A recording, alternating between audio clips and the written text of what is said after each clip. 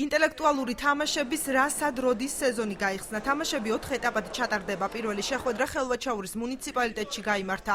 პირველობისთვის 23 სკოლის გუნდები იბრძოდნენ. დღეს გამარჯვება მახინჯაურის საჯარო სკოლის გუნდმა მოიპოვა. პირველ, მეორე და მესამე ადგილის მფლობელებს ფასიანი საჩუქრები და სიგელები გადაეცათ. ინტელექტუალური თამაშები ყველა მუნიციპალიტეტში ჩატარდება. რეგიონის მასშტაბით პირველი 3 გამარჯვებული ჯგუფი აჭარის ჩემპიონატში ჩაებება. შეჯიბრი მეოთხე წელია ტარდება. მას სპორტისა და ახალგაზრდობის სამინისტრო აჭარის ინტელექტუალურ კლუბთან ერთად ატარებს. პროგრამამ თებერვალში აიღო სტარტი და წლის ბოლომდე გაგრძელდება.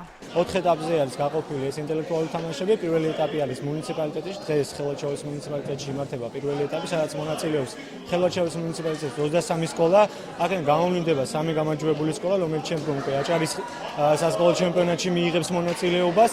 მათ გადაეცემათ ფასიანი საჩუქრები, როგორც თასი, წიგნები და სიგელები შესაბამისად და აჭარის სპორტისა და ახალგაზრდობის დეპარტამენტი გარდა ამ პირველი ეტაპისა შემდგომ 3 ეტაპზეც ასე ვთქვათ გააგრძელებს მუშაობას. ასეთი ტიპის ტურნირები კარგია, იმიტომ რომ ახალგაზრდობას უფრო მეტ სულს უჩენს, რომ წიგნი წაიკითხოს, გაიგრძნოს ინტელექტუალურად და რაც მეტი ტურნირები ჩატარდება აჭარაში და ამ რაიონში და საერთოდ აჭარაში და საქართველოში, კარგი იქნება.